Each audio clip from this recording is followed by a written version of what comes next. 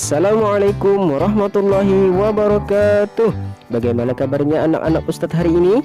Alhamdulillah, luar biasa. Tetap semangat. Allahu Akbar, Allahu Akbar, Allahu Akbar. Yes, As-Sanabil bersama Al-Quran. Tahfiz, mudah, indah, berkah. Takbir, Allahu Akbar, Allahu Akbar, Allahu Akbar. Yes, sallu ala Nabi Muhammad.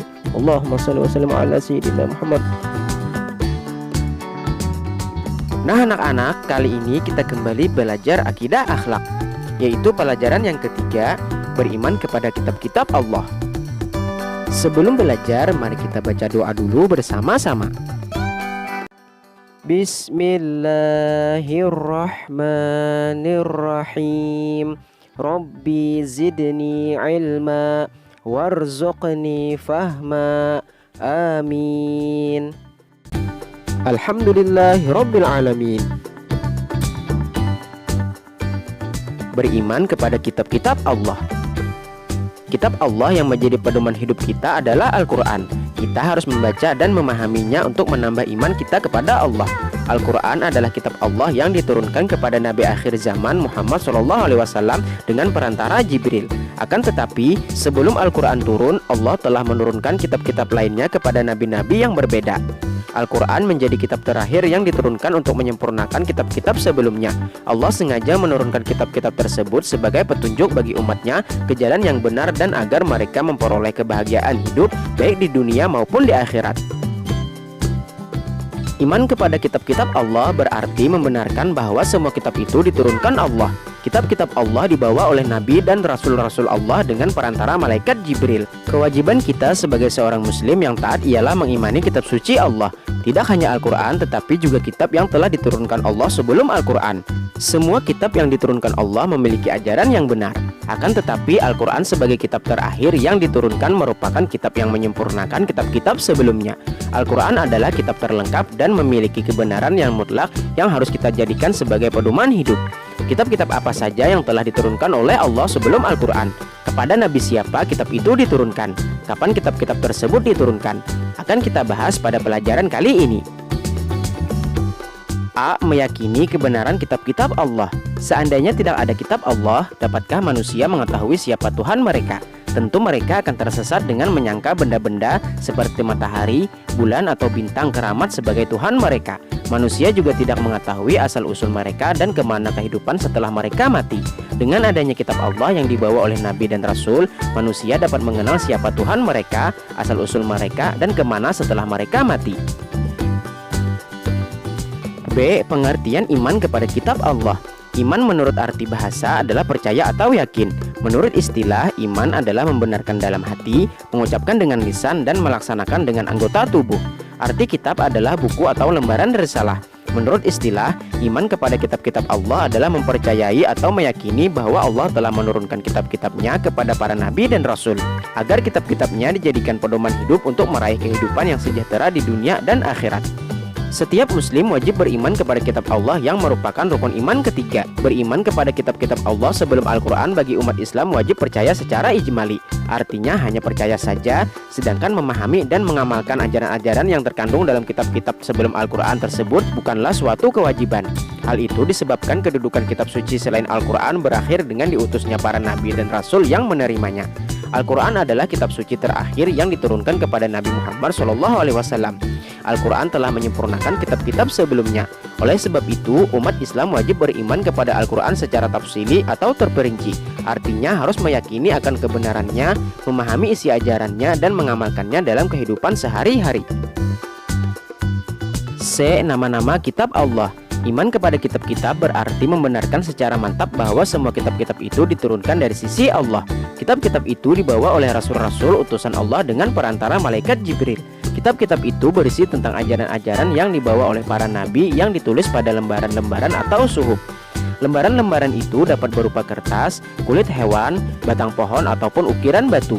Dengan kitab itu, manusia mengenal ajaran para nabi dan rasul sehingga mereka memperoleh hidayah dan rahmat dari Allah Subhanahu wa Ta'ala. Dengan hidayah, manusia dapat hidup bahagia di dunia dan akhirat. Kitab suci yang diturunkan kepada manusia banyak sekali sesuai dengan jumlah para nabi dan rasul yang diutus Allah. karena Allah mengutus seorang rasul pada setiap zaman dan tempat hingga ditutup oleh Nabi Muhammad SAW sebagai Nabi akhir zaman.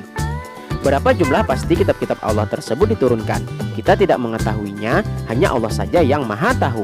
Akan tetapi, paling tidak kita mengenal ada 4 kitab suci, yaitu kitab Taurat, Zabur, Injil, dan Al-Quran. Di samping itu, ada sejenis lembaran-lembaran yang diturunkan oleh Allah kepada para nabi yang disebut suhuf, seperti suhuf Ibrahim alaihissalam, suhuf Musa alaihissalam, suhuf Adam alaihissalam, dan lain sebagainya.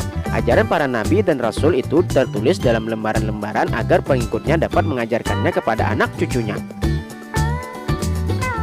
D. Para rasul yang menerima kitab-kitab Allah. Dalam Al-Quran terdapat 4 nama rasul yang menerima kitab Allah. Nama kitab yang lain tidak disebutkan secara jelas. Meskipun demikian, kalian wajib mengimaninya. Rasul yang menerima kitab-kitab Allah adalah sebagai berikut. Yang pertama, Nabi Daud alaihissalam menerima kitab Zabur yang dijelaskan dalam Al-Quran surah An-Nisa ayat 163. Yang kedua, Nabi Musa alaihissalam menerima kitab Taurat yang dijelaskan dalam Al-Quran surah Al-Ma'idah ayat 43 dan 44. Yang ketiga, Nabi Isa alaihissalam menerima kitab Injil yang dijelaskan dalam Al-Quran surah Al-Ma'idah ayat 46. Dan yang keempat, Nabi Muhammad SAW menerima kitab Al-Quran. Kemudian cara beriman kepada kitab-kitab Allah. Iman kepada kitab-kitab Allah berarti membenarkan bahwa semua kitab itu diturunkan oleh Allah Subhanahu wa Ta'ala. Allah menurunkan kitab-kitabnya supaya manusia dapat melaksanakan keadilan. Allah Subhanahu wa Ta'ala berfirman sebagai berikut: Laqad arsalna rusulana bil bayyinati wa anzalna ma'ahumul kitab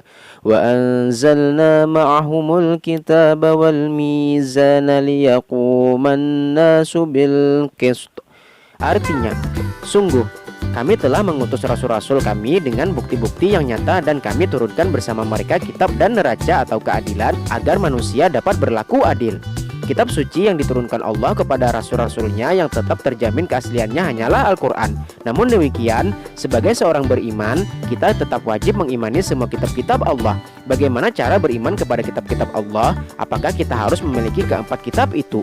Cara-cara beriman kepada kitab-kitab Allah Subhanahu wa Ta'ala adalah sebagai berikut.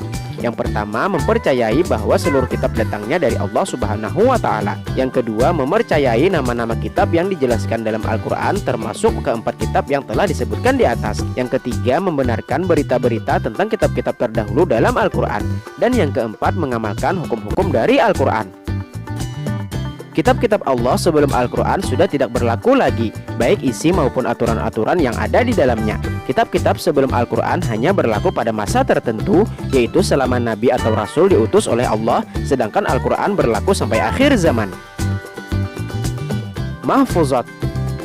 Samratut tafritin nadamatu wa samratul hasbis salamatu. Buah kelengahan itu penyesalan, dan buah kecermatan itu keselamatan. Alhamdulillahirabbil alamin. Nah anak-anak, untuk pelajaran kita kali ini cukup sampai di sini dulu. Semoga apa yang telah kita pelajari bermanfaat dan berguna untuk kita semua.